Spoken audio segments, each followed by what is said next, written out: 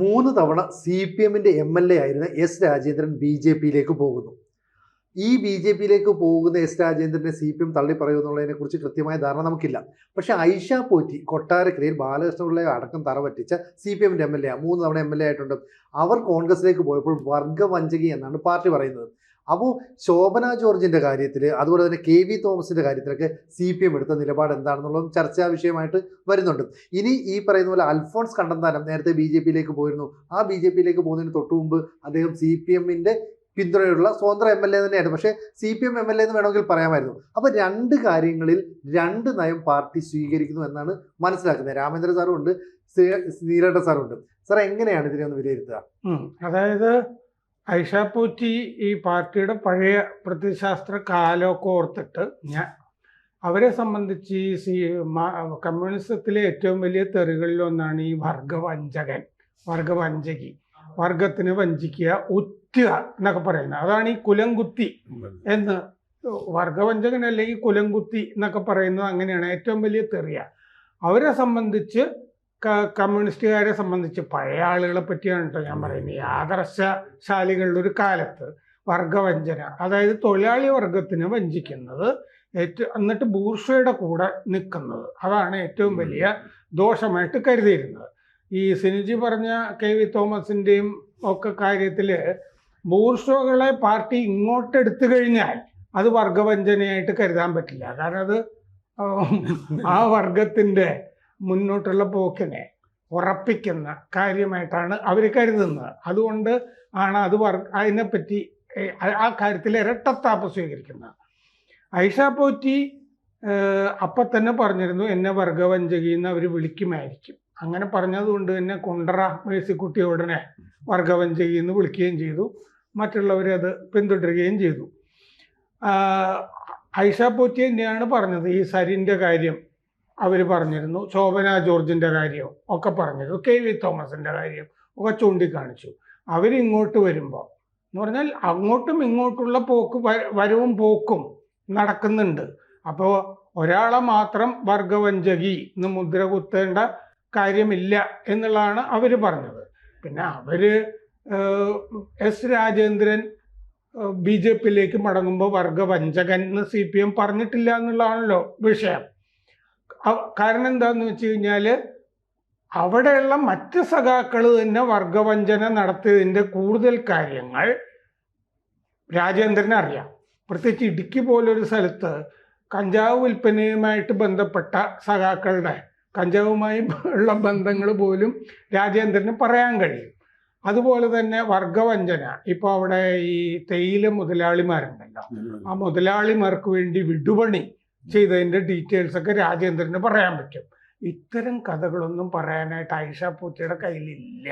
അതുകൊണ്ട് ഐഷ പോറ്റി എളുപ്പത്തിൽ വഞ്ചകി എന്ന് വിളിക്കാം. പിന്നെ ഐഷ പോറ്റിയുടെ ഈ സൗമ്യത, കുലീനത എന്നൊക്കെ പറഞ്ഞിട്ടുള്ള ഒരു കാര്യം കൊണ്ട് അവരിപ്പോഴും പാർട്ടിയെപ്പറ്റി ചീത്ത പറയില്ല എന്നുള്ള നിലപാടിലാണ് നിൽക്കുന്നത്. കാരണം അവർ തൊഴിലാളി വർഗത്തിൽ നിന്ന് വന്ന ആളല്ല ഐഷ പോറ്റി. രാജേന്ദ്രൻ തൊഴിലാളി വർഗത്തിൽ നിന്ന് വന്ന ആള് തന്നെയാണ്. അദ്ദേഹത്തിന് പാർട്ടി മൊത്തത്തിൽ നടത്തിയ വർഗവഞ്ചനയെ പറ്റി പലതും പറയാൻ കാണും. ശരിക്കും അങ്ങനെയാണ് നമ്മൾ വിലയിരുത്തേണ്ടത്. ഞാൻ അതിൻ്റെ ഒരു ആസ്പെക്ട് പറയാം. ഞാൻ അതിലേക്ക് വരാം. അതിന് മുമ്പ് ഈ LDF-നോട് എനിക്കൊരു ബഹുമാനമുള്ള എന്താ അറിയോ, അവരുടെ ഭാഗത്തേക്ക് വന്നവരെയൊക്കെ അവർ നന്നായി അക്കോമഡേറ്റ് ചെയ്യും.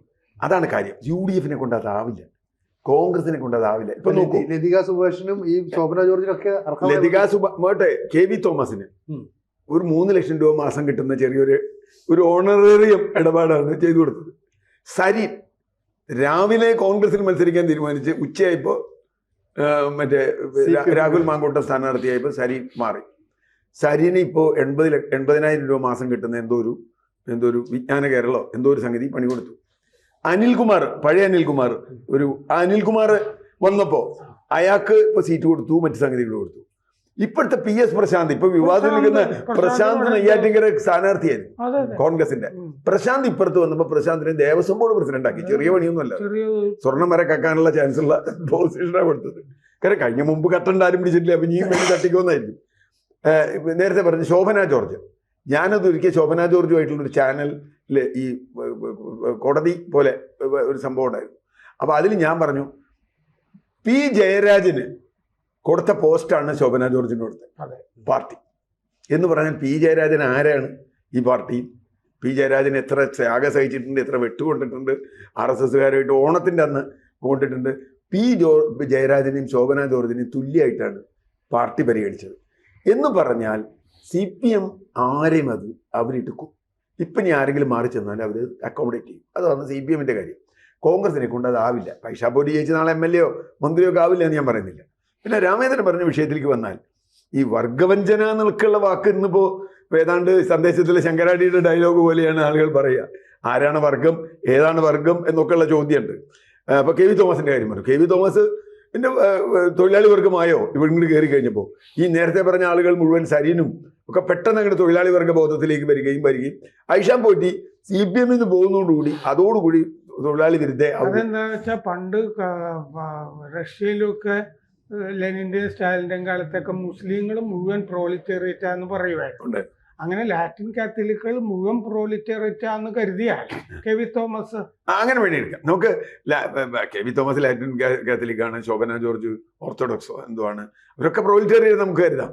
അത് പോട്ടെ, നമുക്കല്ല പാർട്ടിക്ക് കരുതാം. പാർട്ടി അങ്ങനെ വ്യാഖ്യാനിക്കാമല്ലോ, ഇതൊക്കെ വ്യാഖ്യാനമുണ്ട്. പക്ഷെ അതിനേക്കാളൊക്കെ പ്രധാനം S രാജേന്ദ്രൻ്റെ കാര്യത്തിലാണ്. അതിലെനിക്കുള്ള ചെറിയൊരു അഭിപ്രായ വ്യത്യാസം S രാജേന്ദ്രനോട് മാത്രമല്ല, കണ്ണന്താനത്തിനോട് നേരത്തെ കാണിച്ചു. കണ്ണന്താനത്തിനെതിരെ ഇതുവരെ മുഖ്യമന്ത്രി ഒരു വാക്ക് പറഞ്ഞില്ല. ഇല്ല, ഞാൻ കേട്ടിട്ടില്ല. കണ്ണന്താനത്തിനെതിരെ ഒരു വാക്ക് പറഞ്ഞിട്ടില്ല. BJPയിലേക്ക് പോയ അയാളും കേന്ദ്രമന്ത്രിയായപ്പോൾ സ്വീകരണം കൊടുത്തു. കേന്ദ്രമന്ത്രി സ്വീകരിക്കുന്നതിന് തെറ്റില്ല. പക്ഷേ അയാൾ എങ്ങനെ പോയത്? CPM സപ്പോർട്ട് ചെയ്ത LDFൻ്റെ സ്വതന്ത്ര MLA ആയിരിക്കുന്ന സമയത്താണ് അയാൾ BJPയിലേക്ക് പോകുന്നത്. BJPയിലേക്ക് പോയി അയാൾ മത്സരിച്ചു. പിന്നെ പോട്ടെ, ഇലക്ഷൻ മത്സരിച്ചു, തോറ്റു, അതൊക്കെ കാര്യം. കണ്ണന്താനത്തിനെതിരെ ഇന്നുവരെ ഒരു വാക്ക് ബഹുമാനപ്പെട്ട മുഖ്യമന്ത്രിയോ CPMോ പറഞ്ഞിട്ടില്ല. അപ്പൊ നീലകണ്ഠൻ പറഞ്ഞു വരുന്നത് ഞാൻ ആലോചിക്കാത്തൊരു കാര്യമാണ്. അങ്ങനെയാണെങ്കിൽ ഐഷാ പോറ്റി BJPയിലേക്കാണ് പോയെന്നുണ്ടെങ്കിൽ ഒരു കുഴപ്പമില്ല, വർഗവഞ്ചകയെന്ന് പറയുകയായിരുന്നു. ഐഷാ പോറ്റി BJPയിലേക്ക് പോയിരുന്നെങ്കിൽ ഐഷാ പോറ്റിക്ക് ഒരു കുഴപ്പമില്ല. രാജേന്ദ്രന്റെ കാര്യത്തിലും അത് തന്നെയാണ്.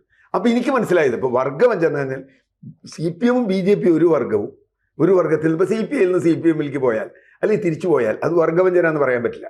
പണ്ട് പറഞ്ഞിരുന്നു, പണ്ടല്ലേ, ഓർമ്മയില്ലേ?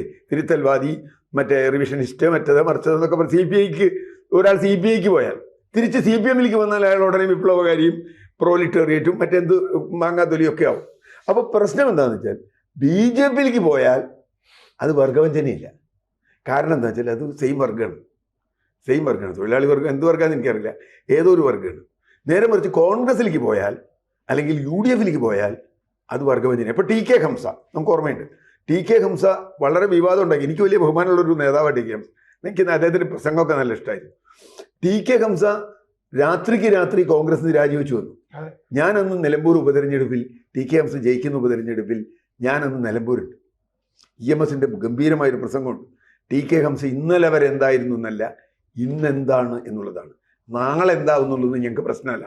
പക്ഷെ ഈ തെരഞ്ഞെടുപ്പിൽ TK ഹംസ ഇവിടെ ജയിക്കണം. അത് കഴിഞ്ഞ് ഹംസ പോയാലും എനിക്ക് കുഴപ്പമില്ല. ഇപ്പം ഹംസ എഴുന്നേറ്റെന്ന് പറഞ്ഞിട്ട് ഞാൻ പോവില്ല എന്നൊക്കെ. പക്ഷേ പാലോളി മുഹമ്മദ് കുട്ടിയോ സൈതാലിക്കുട്ടിയോ ഒരാളാണ്, എനിക്ക് അവിടെ ഇരി മിണ്ടല്ലേ, പറയണതിനിടയ്ക്ക് കയറി താൻ പറയണ്ട.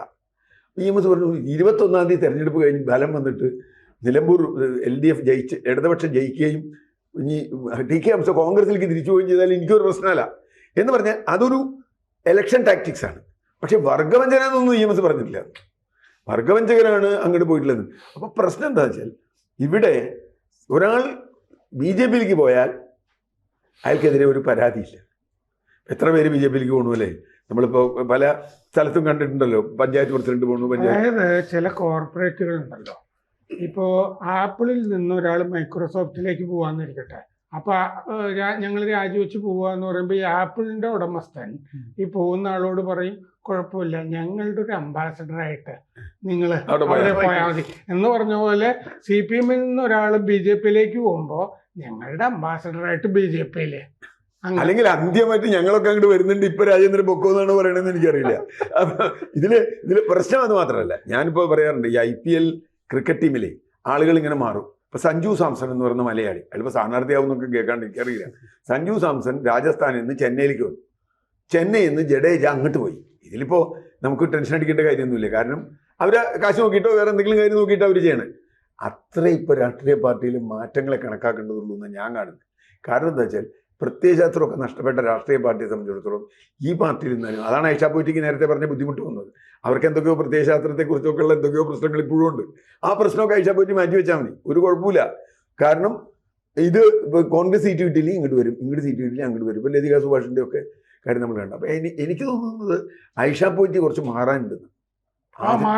ആധുനിക കാലത്തിലേക്ക് ഐഷ പോറ്റി വരേണ്ടതാണ്. അല്ല, ഈ പാർട്ടിയുടെ നിലപാടിൽ ഒരുപാട് മാറ്റമുണ്ട്. ഇപ്പൊ AP അബ്ദുള്ളക്കുട്ടി നേരത്തെ CPM വിട്ടപ്പോൾ അത്ഭുതക്കുട്ടി എന്നൊക്കെ വിളിച്ചിരുന്ന CPM തന്നെ എങ്ങനെ നിലപാടെടുത്തുന്നുണ്ട്. ഇപ്പൊ KTDCയുടെ ചെയർമാനായിരുന്ന ശശിയെ പാർട്ടി ഒതുക്കിയത് എങ്ങനെയാണ് നമ്മൾ കണ്ടത്. അപ്പോൾ ഓരോ കാലഘട്ടം മാറുന്നതനുസരിച്ച് എങ്ങനെയാണ് പാർട്ടിയുടെ നിലപാടിൽ ഇങ്ങനെ മാറ്റം വരുത്താൻ പറ്റുക? അല്ല, പാർട്ടിയുടെ നിലപാട് കാലം അനുസരിച്ചല്ല. അതായത് ഞാൻ കാണുന്നത് എല്ലാ കാലത്തും നമ്മൾ ഈ പ്രത്യയശാസ്ത്രത്തിന്റെ മറ്റേ പുറന്തോട് കാണിച്ചാണ് ഇതുവരെ പാർട്ടി മുമ്പോട്ട് പോയിരുന്നത്. ഇനിയിപ്പോൾ ആ പ്രത്യയശാസ്ത്രത്തിന്റെ പുറന്തോട് കാണിച്ചൊന്നും പോകാൻ പറ്റില്ല. വളരെ പ്രാക്ടിക്കലായ ഈ തെരഞ്ഞെടുപ്പിൽ എങ്ങനെ ജയിക്കാം എന്നതിനപ്പുറത്തേക്ക്, ഈ ഏപ്രിൽ മാസം എങ്ങനെ കടന്നു പോവാം എന്നതിനപ്പുറത്തേക്ക് പാർട്ടിക്ക് ചിന്തിക്കേണ്ട കാര്യമില്ല. അതിന് കിട്ടുന്ന ഒരാളെ കിട്ടിയാൽ അയാളെ കൂട്ടില്ലെങ്കിൽ കൂട്ടില്ല. അപ്പോൾ എനിക്ക് അതാണ് ഞാൻ പറഞ്ഞത്. ഒരു ചോദ്യമുണ്ട്. ഇനി എസ് രാജേന്ദ്രൻ കുറച്ചു കാലം BJPയിലൊക്കെ പ്രവർത്തിച്ച ശേഷം വേറൊരു പാർട്ടിയിൽ നിന്നാണല്ലോ ഇനി CPMലേക്ക് തിരിച്ചു പോകാന്നിരിക്കട്ടെ, അപ്പൊ അദ്ദേഹത്തിന് വലിയ പദവി കിട്ടുമല്ലോ. OK വാസുവിന് കൊടുത്തില്ലേ? CPMകാരെ കൊന്ന കേസിലെ പ്രതിയായ OK വാസുവിനെ മലബാർ ദേവസ്വം ബോർഡ് പ്രസിഡന്റ് ആക്കിയില്ലേ? അപ്പൊ സഖാക്കളൊക്കെ ഇതൊക്കെ പഠിച്ചിട്ട് ഇത്തരം കാര്യങ്ങളൊക്കെ വേണം ചെയ്യാൻ. അതിപ്പോ ഇവർക്കൊരു ഇനിയിപ്പോ വാസുവിനെ ട്രെയിനിങ്ങിന് വിട്ടതാണോ, ഏജന്റായിട്ട് വിട്ടതാണോ, അതോ മറ്റേ ഈ പറഞ്ഞ മാതിരി ഒരു ഇൻഫോർമറായിട്ട് ഞങ്ങളൊക്കെ വരുന്നുണ്ട്, ഇന്ന ആളൊക്കെ ഇന്ന ദിവസം വരും, അതിനുള്ള ഒരുക്കം അവിടെ ഉണ്ടാവണം എന്ന് പറഞ്ഞാണോ ഒന്നും അറിയില്ല. ഏതായാലും CPMന്റെ ഇക്കാര്യത്തിലുള്ള ഇരട്ടത്താപ്പ് വളരെ വളരെ ക്ലിയറാണ്. അത് ഒരു രഹസ്യമല്ല, അതിപ്പോൾ ഒരു പരസ്യമാണ്. അപ്പൊ പുതിയ കാലത്തിനനുസരിച്ച് സഖാക്കൾ മാറാൻ പഠിക്കണമെന്ന് തന്നെ പറയേണ്ടി വരും.